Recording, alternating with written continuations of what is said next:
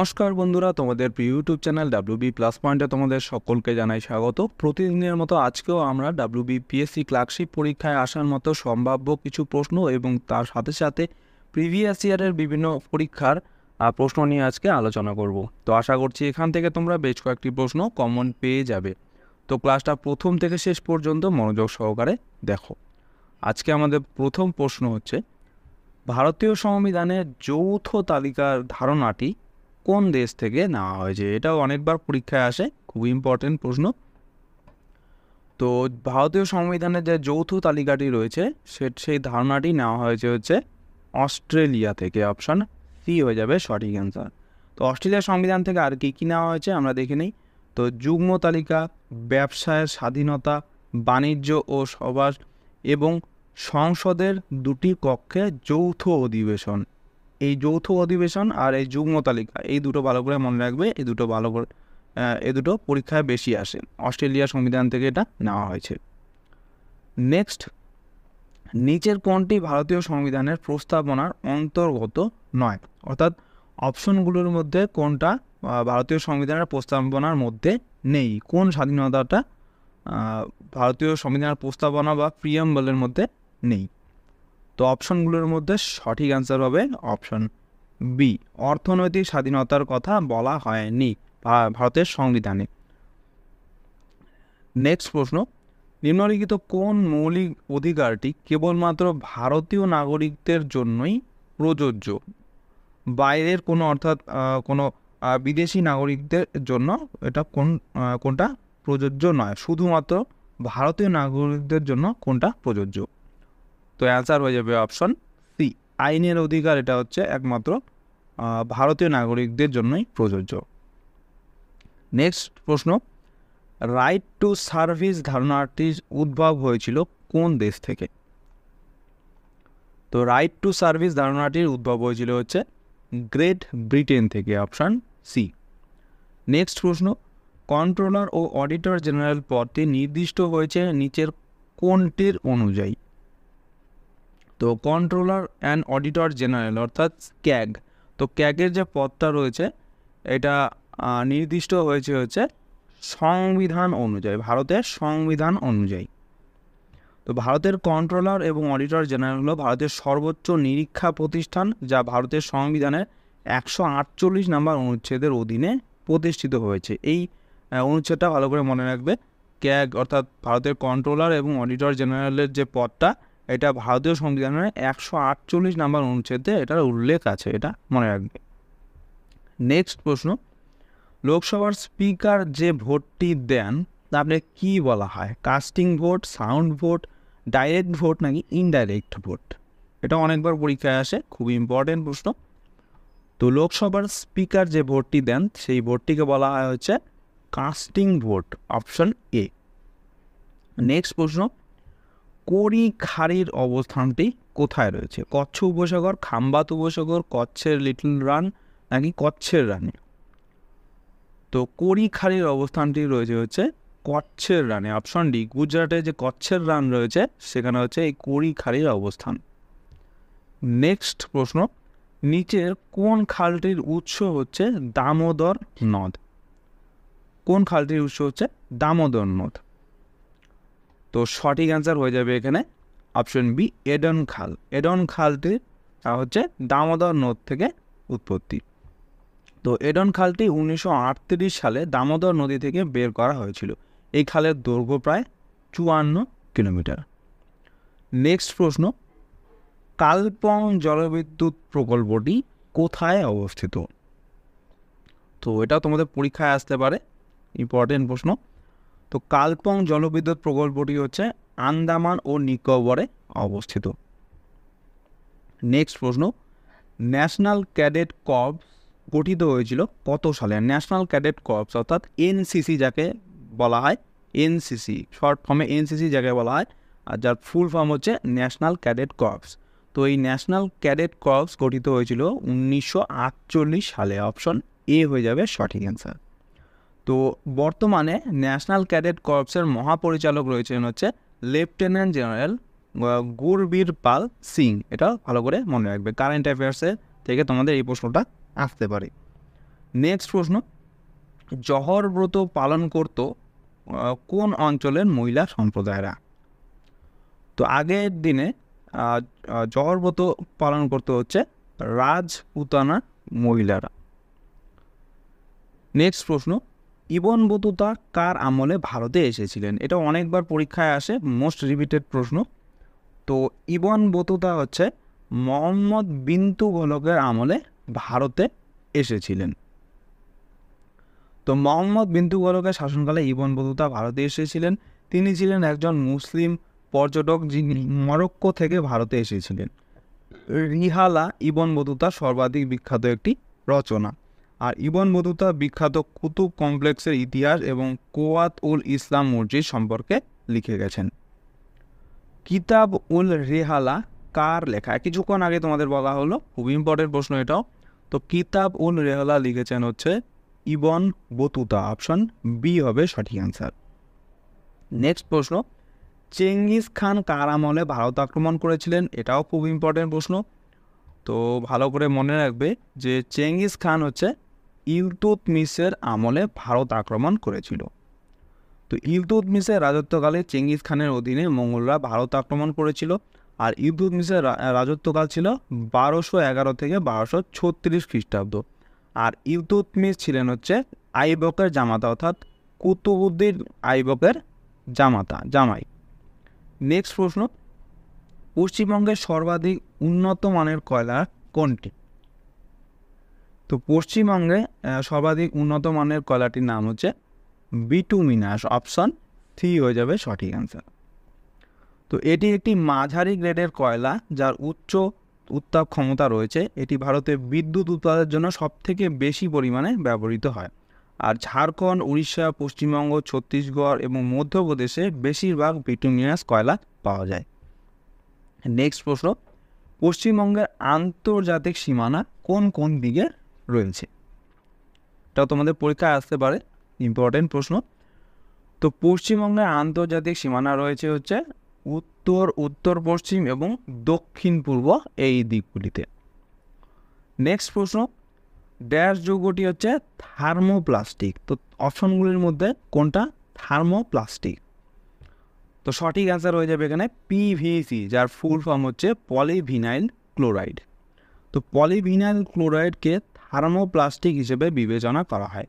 Thermoplastic এমন একটি পদার্থ যা ঠান্ডা হয়ে গেলে শক্ত এবং উত্তপ্ত হলে নরম হয়ে যায়, সাধারণত একটি প্লাস্টিকের পলিমার।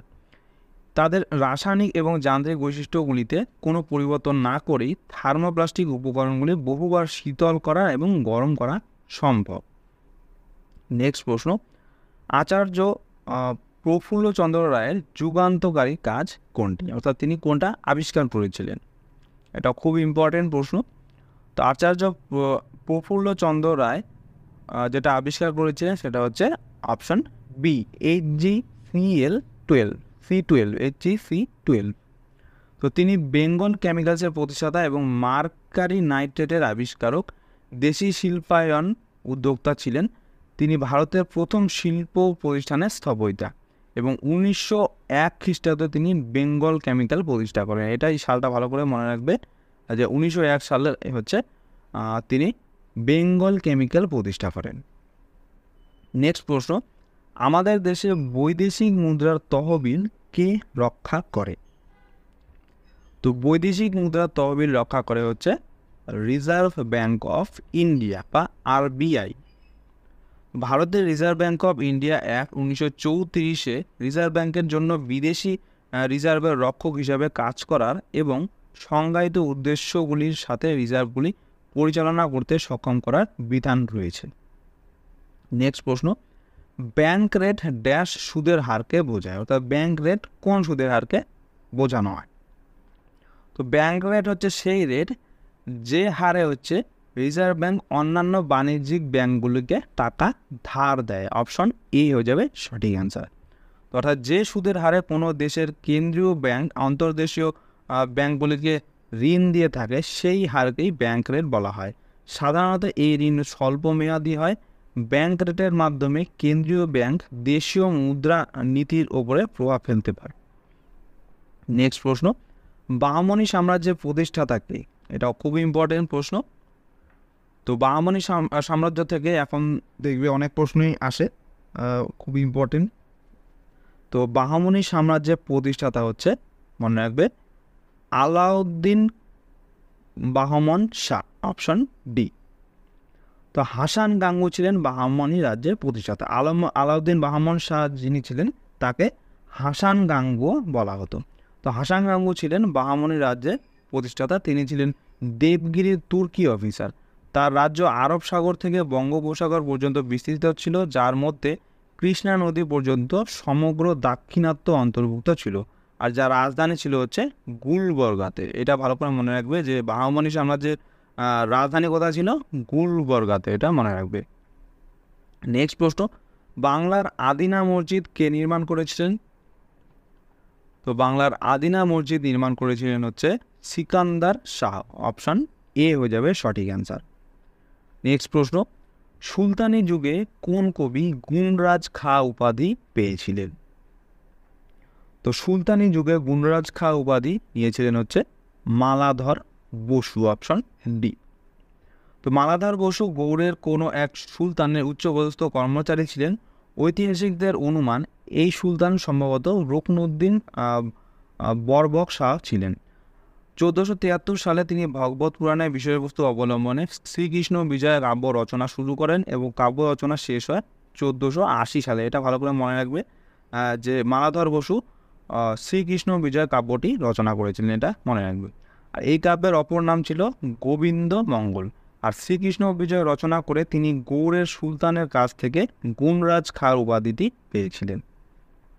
নেক্সট প্রশ্ন, মোহাম্মদ বিন কাসিম কবে সিন্ধু জয় করেছিল? তো মনে রাখবে মোহাম্মদ বিন কাসিম সিন্ধু জয় করেছিল হচ্ছে 712 খ্রিস্টাব্দে। তো বিন কাসিম 712 সালে মাত্র 17 বছর বয়সে তৎকালীন রাজা দাহিরকে পরাজিত করে সিন্ধু জয় করেন।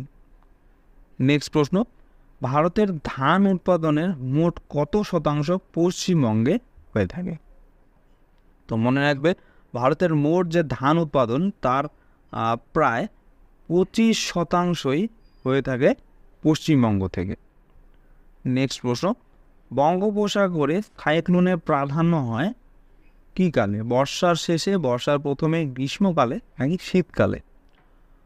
তো বঙ্গোপসাগরে সাইক্লোনের প্রাধান্য দেখা যায় হচ্ছে গ্রীষ্মকালে। নেক্সট প্রশ্ন, পিতল কোন ধাতুদ্বয়ের সংকর? অর্থাৎ পিতল কোন দুটি ধাতু মিশিয়ে প্রস্তুত করা হয়? তো সঠিক অ্যান্সার হয়ে যাবে অপশন সি, তামা এবং দস্তা এই দুটি ধাতু মিশিয়ে পিতল প্রস্তুত করা হয়। নেক্সট প্রশ্ন, পানীয় জলের মধ্যে কার উপস্থিতি কাম্য? অর্থাৎ পানীয় জলের মধ্যে কোন কোন ধাতুটি থাকলে কোনো কোনো ক্ষতি হয় না? এই প্রশ্নটা তোমাদের WBCS এসেছিল, WBCS এর প্রিভিয়াস ইয়ারের প্রশ্ন, খুব ইম্পর্টেন্ট, তোমাদের নেক্সট পরীক্ষায়ও তো আসতে পারে এটা। তো পানীয় জলের মধ্যে অপশন বি হয়ে যাবে সঠিক অ্যান্সার, কে অর্থাৎ পটাশিয়াম, এটার উপস্থিতি কাম্য, এটা থাকতে পারে। নেক্সট প্রশ্ন, ভারতের রেল বাজেট কিসের অংশ? তো ভারতের রেল বাজেট হচ্ছে, মনে রাখবে, কেন্দ্রীয় সাধারণ বাজেটের একটি অংশ। অর্থাৎ কেন্দ্রীয় বাজেটের একটি অংশ হচ্ছে রেল বাজেট। নেক্সট প্রশ্ন, ভারতবর্ষের টাকা কড়ি সংক্রান্ত নীতি কে নির্ধারণ করে? তো ভারতের টাকা কড়ি সংক্রান্ত নীতি নির্ধারণ করে হচ্ছে ভারতীয় রিজার্ভ ব্যাংক বা RBI। নেক্সট প্রশ্ন, বিক্রমশিলা বিশ্ববিদ্যালয় কে প্রতিষ্ঠা করেন? এটা খুবই ইম্পর্টেন্ট প্রশ্ন, অনেকবার রিপিট হয় প্রশ্নটা। তো বিক্রমশিলা বিশ্ববিদ্যালয় প্রতিষ্ঠা করেন হচ্ছে পাল বংশের রাজা ধর্মপাল। তো নালন্দা সহ পাল সাম্রাজ্যের সময় ভারতের শিক্ষার সবচেয়ে গুরুত্বপূর্ণ দুটি কেন্দ্রের মধ্যে একটি ছিল হচ্ছে বিক্রমশিলা। এটির অবস্থান হচ্ছে বিহারের ভাগলপুর জেলার এন্টিচক গ্রামে। নেক্সট প্রশ্ন, কাউন্সিল অফ বারভাইস সংগঠিত করেন কে? এটাও খুব ইম্পর্টেন্ট প্রশ্ন।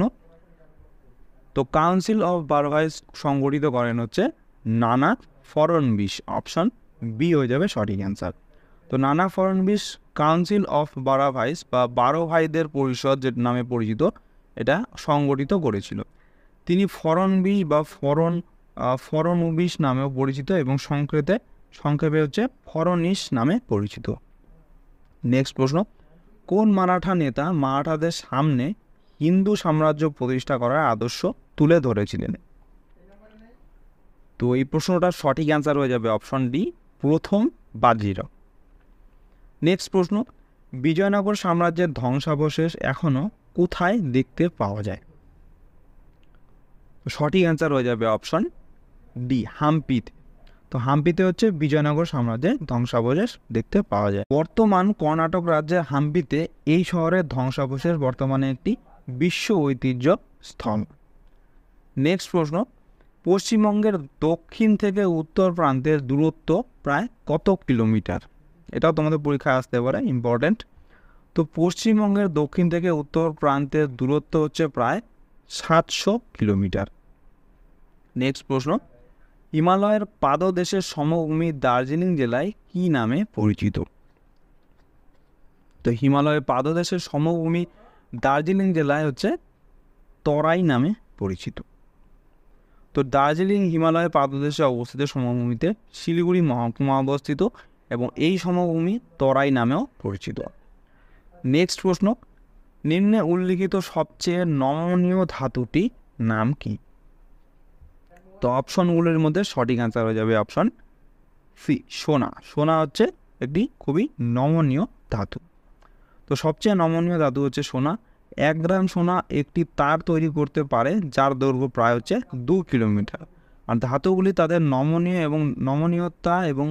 নমনীয়তার কারণে আমাদের চাহিদার উপর নির্ভর করে বিভিন্ন আকারে আকৃতি দেওয়া যায়। নেক্সট প্রশ্ন, গ্যালভানাইজেশনে প্রলেপ দেওয়া হয় কোন দুটি ধাতুর? তো গ্যালভানাইজেশনে প্রলেপ দেওয়া হয় হচ্ছে জিঙ্ক এবং লোহা, এই দুটি ধাতুর। তো গ্যালভানাইজেশন বা গ্যালভানীকরণ হচ্ছে মরিচা প্রতিরোধ করার জন্য ইস্পাত বা লোহাতে দস্তার প্রলেপ দেওয়ার একটি প্রক্রিয়া। নেক্সট প্রশ্ন, ভারতের রিজার্ভ ব্যাংক কি? সরকারি ব্যাংক, একটি শেয়ার হোল্ডার ব্যাংক, একটি তালুকাভুক্ত ব্যাংক, নাকি আংশিকভাবে ব্যক্তিগত এবং আংশিকভাবে সরকারি ব্যাংক? তো কোনটা সঠিক অ্যান্সার হবে? তো অপশনগুলির মধ্যে সঠিক অ্যান্সার হয়ে যাবে অপশন এ, সরকারি ব্যাংক। অর্থাৎ ভারতের রিজার্ভ ব্যাংক হচ্ছে একটি সরকারি ব্যাংক। তো রিজার্ভ ব্যাংক অফ ইন্ডিয়া, ভারতীয় রিজার্ভ ব্যাংক সংক্ষেপে আরবিআই নামে পরিচিত, হলো ভারতের কেন্দ্রীয় ব্যাংক এবং ভারতীয় ব্যাংকিং ব্যবস্থা নিয়ন্ত্রণের জন্য দায়ী একটি নিয়ন্ত্রক সংস্থা। নেক্সট প্রশ্ন এবং আজকের ক্লাসের লাস্ট প্রশ্ন, তো ব্যাংকের হারের পরিমাপক কি? তো ব্যাংকের হারের পরিমাপক হচ্ছে ক্রেডিট কন্ট্রোল, অপশন বি।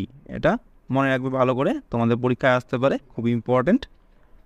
তো বন্ধুরা, এই ছিল আজকে আমাদের ক্লার্কশিপ পরীক্ষার ক্লাস। তোমাদের কেমন লাগলো অবশ্যই কমেন্ট করে জানাও। ভালো লেগে থাকলে অবশ্যই একটি লাইক করবে এবং চ্যানেলে নতুন হয়ে থাকলে চ্যানেলটিকে অবশ্যই সাবস্ক্রাইব করে রাখবে এরকম আরও ক্লাসের জন্য। তো তোমাদের সাথে দেখা হচ্ছে নেক্সট ক্লাসে। ধন্যবাদ।